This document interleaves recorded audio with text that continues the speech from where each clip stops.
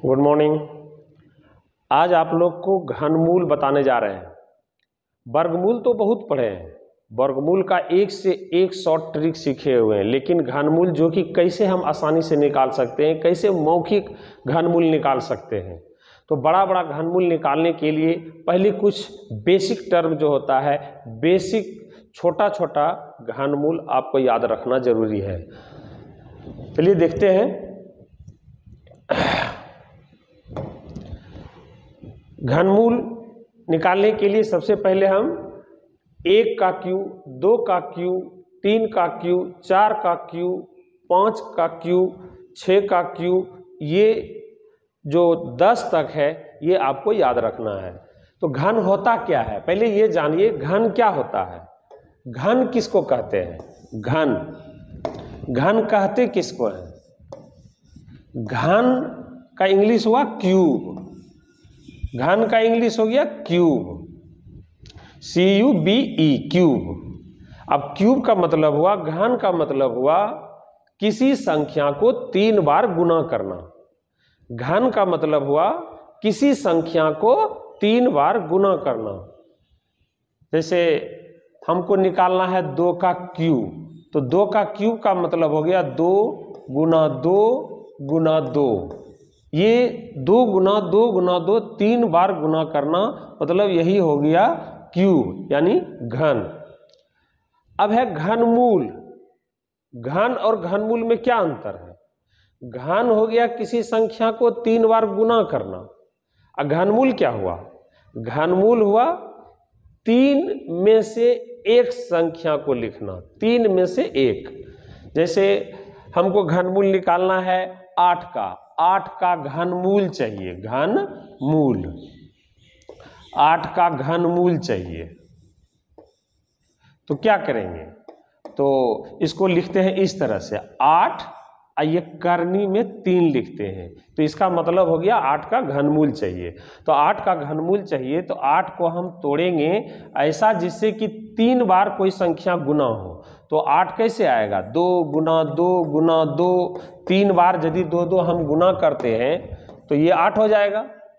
अब यही जो 3 बार गुना हुआ, यहाँ करनी में 3 रहना चाहिए।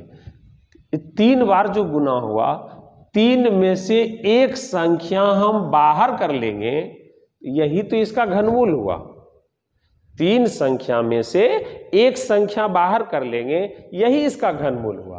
तो घनमूल को इस तरह से भी लिखा जाता है, और दूसरे तरीका से इस तरह से भी लिख सकते हैं घनमूल को, ये पावर के रूप में, ये हुआ करनी के रूप में, और ये घातांक के रूप में 8 पर पावर 1/3। इस तरह से इसका भी मतलब हुआ कि 8 का घनमूल निकालना है, 8 पर पावर 1/3। तो आप कह सकते हैं वही 2, 8 का घनमूल क्या होगा? 2। 2 को 3 बार गुना करेंगे, 3 में से एक बार लिखेंगे। ऐसे घातांक रूप में तोड़ेंगे तो ऐसे तोड़ सकते हैं, 2 पर पावर 3 8 को लिख सकते हैं, 1/3, 3 3 कटा देंगे 2, ऐसे भी लिख सकते हैं। तो ये हुआ घातांक रूप में तोड़ना, और ये हुआ करनी के रूप में तोड़ना। तो आप समझ गए कि किसको कहते हैं घन और किसको कहते हैं घनमूल, है ना। अब कुछ बेसिक जो है, जो शुरुआती का है, जिससे हम बड़ा बड़ा घनमूल निकाल सकते हैं, वो याद रखना है। वो हम आपको दिए हुए हैं सामने में, ये देख लीजिए। 1 का क्यूब याद रखना है 1 होता है, 1 का क्यूब हमेशा 1 होता है, याद रखना है। 2 का क्यूब 8 होता है, यानी 2 का 3 बार गुना करेंगे 8 होता है। 3 का क्यूब 27 होता है, एकदम रट के रखना है। 4 का क्यूब 64 होता है। ऐसा नहीं सोचेंगे हो गुना करके बना ही लेंगे, नहीं। ये जो है कुछ बेसिक जो 10 तक आपको एकदम कंठस्थ रखना है, भूलने का कोई चांस नहीं होना चाहिए उसमें। 5 पर पावर 3 कितना होता है? 125 होता है। 6 पर पावर 3 कितना होता है? 216 होता है। 7 पर पावर 3 कितना होता है? 343 होता है। 8 पर पावर 3 कितना होता है? 512 होता है। 9 पर पावर 3 कितना होता है? 729 होता है। और 10 पर पावर 3 कितना होता है? 1000 होता है। तो ये 1 से लेके 10 तक कंठस्थ कर लीजिए। अब यदि ये कंठस्थ हो जाएगा तो अब घनमूल निकालने का हम शॉर्ट मेथड बता रहे हैं। तो शॉर्ट मेथड के लिए देखिए, ये है कुछ संख्या का इकाई अंक, यानी कितनहु बड़ा घन संख्या हो, घन संख्या होना चाहिए, बिना घन संख्या नहीं, वो घन संख्या होना चाहिए। तो यदि घन संख्या है तो उसका इकाई अंक चाहे छोटा हो चाहे बड़ा हो, कितनहु बड़ा हो, इकाई अंक सिर्फ देखना है। क्या देखना है? इकाई अंक। इकाई अंक 1 हो तो उसका घनमूल का इकाई अंक 1 होता है। ये जिस संख्या का इकाई अंक 1 हो उसके घनमूल का इकाई अंक 1 होता है। ये अंतिम 3 अंक के लिए, ये जो घनमूल का इकाई अंक है ये किसी संख्या के अंतिम 3 अंक के लिए ये घनमूल हो जाता है। किसके लिए? अंतिम 3 अंक के लिए ये घनमूल हो जाता है। बाकी जो बचेगा उसको हम बताएंगे, लेकिन ये जो घनमूल है वो घनमूल है अंतिम 3 अंक के लिए। तो जिस संख्या का इकाई अंक 1 होगा उसके घनमूल का इकाई अंक 1 होगा अंतिम 3 अंक तक। जिस संख्या का इकाई अंक 2 होगा उसका इकाई अंक 8 होगा। जिस संख्या का इकाई अंक 3 होगा उसका घनमूल का इकाई अंक 7 होगा। जिस संख्या का इकाई अंक 4 होगा उस संख्या के घनमूल का इकाई अंक 4 होगा। जिस संख्या का इकाई अंक 5 होगा उस संख्या के घनमूल का इकाई अंक 5 ही होगा। जिस संख्या का इकाई अंक 6 होगा उसके घनमूल का इकाई अंक 6 ही होगा। जिस संख्या का इकाई अंक 7 होगा उसके घनमूल का इकाई अंक 3 होगा। जिस संख्या का इकाई अंक 8 है उसके घनमूल का इकाई अंक 2 है। और जिस संख्या का इकाई अंक 9 होगा उसके घनमूल का इकाई अंक 9 होगा। तो क्या देखें इसमें आप देखे होंगे कि कुछ ऐसा संख्या है जिसका घनमूल का इकाई अंक नहीं बदलता है, जितना है उतना ही रहता है। वो कौन कौन सा संख्या है जरा एक बार फिर से देख लेते हैं। वो कौन कौन सी संख्या है? तो वो है 1, 4, 5, 6, 9। बाकी 2, 3, 7, 8 ये 4 वो संख्या ध्यान में रखना है। कौन कौन? 2, 3, 7, 8। ये तो ऐसा वर्गमूल में भी है। 2, 3, 7, 8 पता होना चाहिए, हम बताए हुए हैं। वर्गमूल में भी है। जिस संख्या का इकाई अंक 2, 3, 7, 8 होता है उस संख्या का वर्गमूल कभी नहीं निकलता है पूरा पूरा। जिस संख्या का इकाई अंक 2, 3, 7, 8 हो जाए उस संख्या का वर्गमूल पूरा पूरा कभी नहीं निकलता है। अर्थात किसी संख्या को वर्ग करने पर उसका इकाई अंक 2, 3, 7, 8 नहीं आता है। डायरेक्ट एग्जाम में भी पूछता है। उसी प्रकार घनमूल में क्या है? 2, 3, 7, 8 ये चारों डिजिट ऐसा है कि उसका घनमूल ऐसा संख्या होता है जिसको जोड़ने पर 10 हो जाए। जोड़ने पर 10 हो जाए, बस 4 ही संख्या, बाकी सबका स्वयं होता है। बाकी सबका जो है वही होता है। जैसे 2 का घनमूल, तो 2 में कितना जोड़ेंगे तो 10 होगा, तो 8, इसीलिए 2 का घनमूल 8। 3 में कितना जोड़ेंगे तो 10 होगा, 7, इसीलिए 3 का घनमूल 7। 4 का घनमूल 4, 5 का घनमूल 5, ये सब का समान है, जो है वही है। फिर 7 का 3, 8 का 2, यानी 2 का 8, 3 का 7, 7 का 3, 8 का 2, ये एक दूसरा का उल्टा होता है। 2 का 8, 8 का 2, 3 का 7, 7 का 3। अब बाकी सब का स्वयं, बाकी सब का स्वयं। याद भी हो गया होगा। कोई ऐसा भी नहीं है कि बैठ के इसको रटना पड़ेगा, ऐसा भी नहीं है।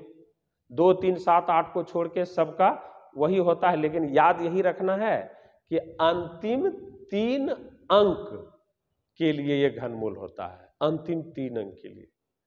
चलिए अब हम एग्जाम्पल के द्वारा समझाते हैं कि अंतिम 3 अंक के लिए कैसे होता है। जैसे हम एग्जाम्पल एक ले लेते हैं। यहाँ पर ये देखिए, यहीं पर देख लीजिए 216 है। 216 है, इसका हमको घनमूल निकालना है। कितना अंक है, 1 2 3 अंक है, तो 3 अंक है ही, डायरेक्ट कहेंगे ये 6 है तो 6 इसका घनमूल हो जाएगा। 216 का घनमूल 6, क्योंकि लास्ट में 6 है, 3 अंक है ही। अब ये 512 ले लेते हैं, 1 2 3 अंक है ही ये, तो लास्ट में 2 है, इसका 8 घनमूल हो जाएगा। उसी प्रकार लास्ट में 9 है, 9 का क्या होता है, 9 ही होता है, तो 1 2 3 अंक है ही, डायरेक्ट 729 का घनमूल 9 हो जाएगा। ये तो कुछ ऐसा था जो 3 अंक, अब कहिएगा सर 3 अंक वाला तो हो गया, समझ गए, ये 3 अंक का डायरेक्ट हो जाएगा, लेकिन 4 अंक रहेगा, 5 अंक रहेगा, 6 अंक रहेगा, तब क्या करेंगे, चलिए उसके लिए बता रहे हैं कैसे करेंगे।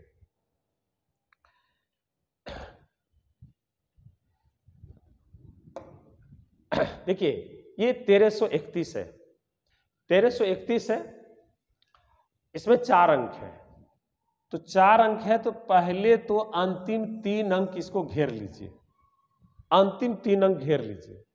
क्यों घेर लेंगे, क्योंकि हम जानते हैं चार्ट के अनुसार लास्ट में 1 है तो 1 ही होगा, लास्ट में 1 है तो क्या होगा, 1 होगा।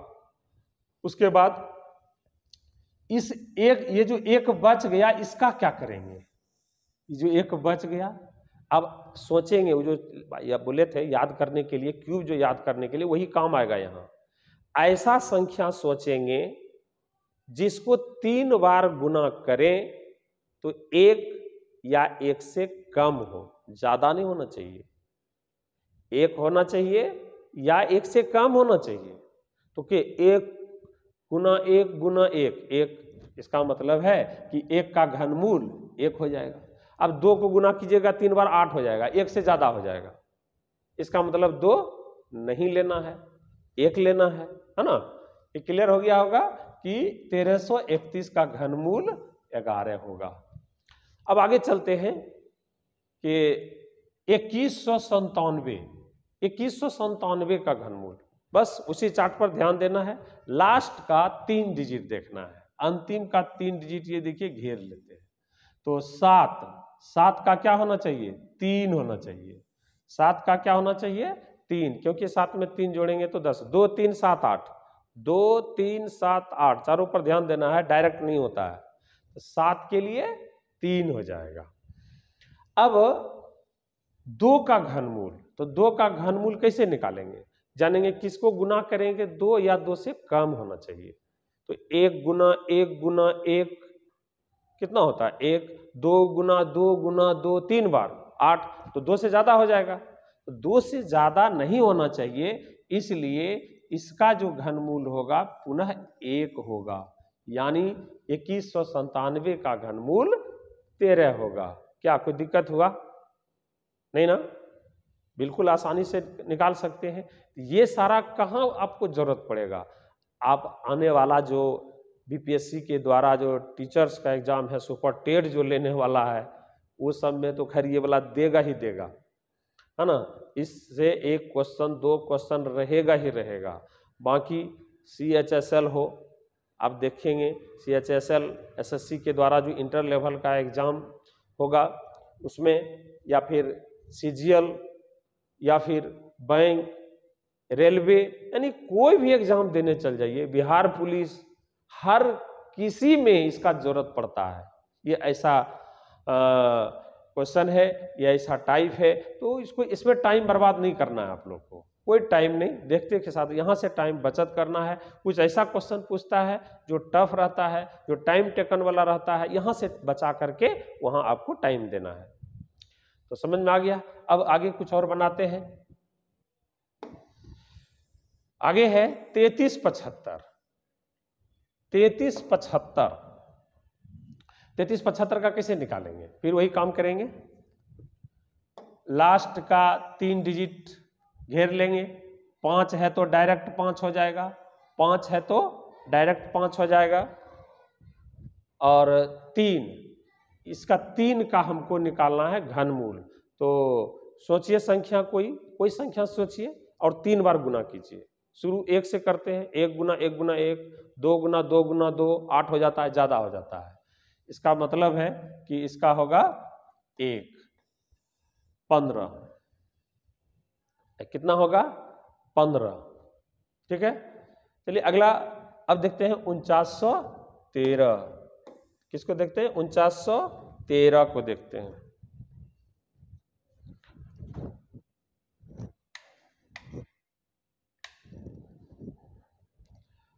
तो 4913 का हम घनमूल कैसे निकालेंगे? नियम वही रहेगा, अलग अलग कोई नियम नहीं अप्लाई करना है, सेम नियम। 4 डिजिट है, थोड़ा सा उससे बड़ा डिजिट है, तो लास्ट का 3 डिजिट, फिर से एक बार लास्ट का 3 डिजिट। इतना प्रैक्टिस कीजिए, इतना प्रैक्टिस कीजिए ताकि एकदम मौखिक बनना चालू हो जाए, देखते के साथ आंसर हो जाए, इतना प्रैक्टिस होना चाहिए कि। तो 3 का क्या हो जाएगा? 7 हो जाएगा। 3 का क्या हो जाएगा? 7। अब कौन सा संख्या? 2 को गुना करें 3 बार, 2 गुना 2 गुना 2 8 हो जाता है। यहाँ कितना है? 4। इसका मतलब है कि एक ही होगा, यानी 17। ऑप्शन नंबर कहाँ है? 3 में है। आगे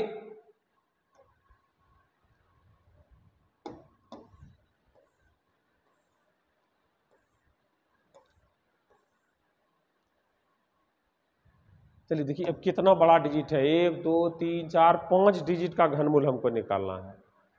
5 डिजिट का घनमूल ऐसे प्रोसेस से कैसे निकालते हैं? फैक्टर करके निकालते हैं, तो वो तो निकाल नहीं पाएंगे। तो अब हम फिर से 5 डिजिट रहे चाहे 6 डिजिट रहे, हमको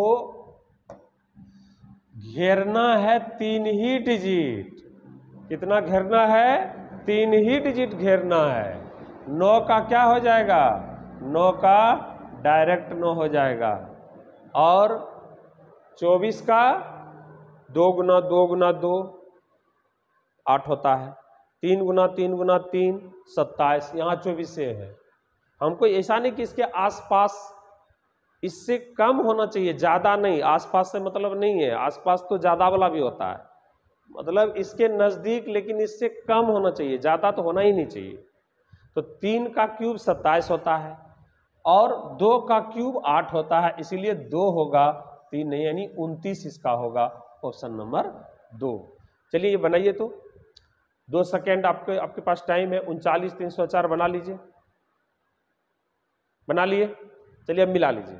देखिए लास्ट का 3 डिजिट 4 है, तो 4 डायरेक्ट हो जाएगा, 4 है तो 4 डायरेक्ट हो जाएगा। 39, तो 4 का क्यूब कितना होता है? 64, ज्यादा हो जाता है। 3 का क्यूब 27 होता है, यहाँ कितना है? 39। तो 3 का क्यूब 27 और 4 का क्यूब 64, मतलब 4 नहीं होगा, 3 होगा, अर्थात इसका क्या होगा? 34। तो ऑप्शन नंबर 3।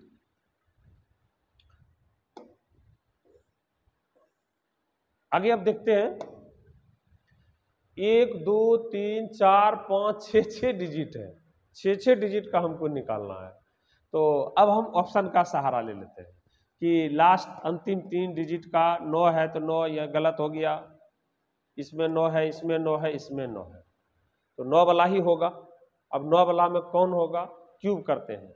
4 का क्यूब 64, यहाँ है 205, 5 का क्यूब 125, ये तो गलत ही हो गया। 6 का क्यूब 216, तो यहाँ है 205, मतलब ये भी नहीं होगा, अर्थात 59 होगा। कितना होगा? 59, क्योंकि 5 का क्यूब होता है 125 और 6 का क्यूब होता है 216। ये याद रहेगा तब ना जल्दी सा बोल सकते हैं।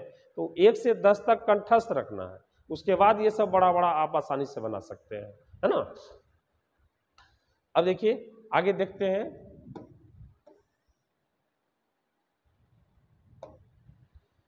1 2 3 4 5 6 डिजिट का है, तो 6 डिजिट का भी है तो कोई दिक्कत नहीं है। लास्ट का अंतिम का 3 डिजिट घेर लिए। 6 का क्या हो जाएगा? डायरेक्ट 6, यहाँ भी है, यहाँ भी है, सब जगह 6 ही है। अब हमको 438 के आसपास जाना है, तो 8 का क्यूब कितना होता है? 512 होता है, ज्यादा हो गया नहीं। 7 का क्यूब कितना होता है? 343, यहाँ कितना है? 438, इसका मतलब 76 ही होगा, है ना। ऑप्शन रहेगा तब तो और आसान हो गया, देख करके ही लगा देंगे। अब देखिए एक और क्वेश्चन आप लोग को लास्ट घनमूल के लिए बता दे रहे हैं कि इसमें 1 2 3 4 5 6 7 डिजिट है, 7 डिजिट है, 10 डिजिट रहेगा तो कोई दिक्कत नहीं, बेसिक याद होना चाहिए। तो अंतिम 3 4 है तो 4 वाला होगा, 4 वाला होगा, 2 गो तो इससे गलत हो गया, 4 वाला होगा। अब 11 का क्यों याद है, 1331, यहाँ कितना है 1124, 11 का क्यूब कितना होता है 1331 होता है, मतलब ये भी गलत हो गया। अब आया 10 का एक, ऐसे भी 3 ऑप्शन जब गलत हो गया, एक ऑप्शन सही होगा, आंसर हो गया 1।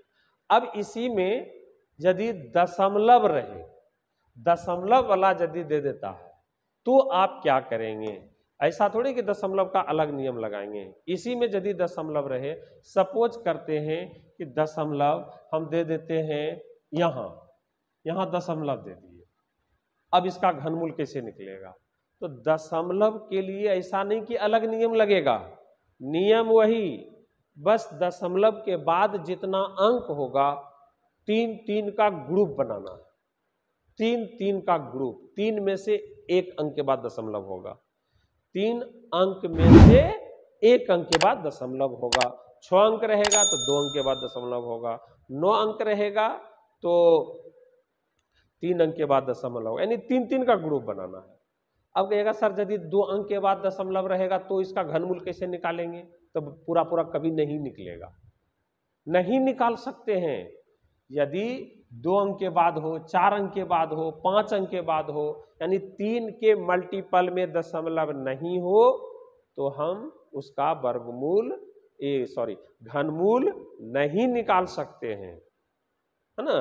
3 का ग्रुप में रहेगा तभी निकाल सकते हैं। जैसे यहाँ 6 अंक के बाद है तो ये हुआ 1 ग्रुप, 2 ग्रुप हो गया, यानी इसका पहले घनमूल निकाल लेंगे। जैसे 104 इसका घनमूल हुआ, और दशमलव कहाँ होगा, दशमलव होगा 1 2 ग्रुप है 2 अंक के बाद, अर्थात इसका आंसर होगा 1.04।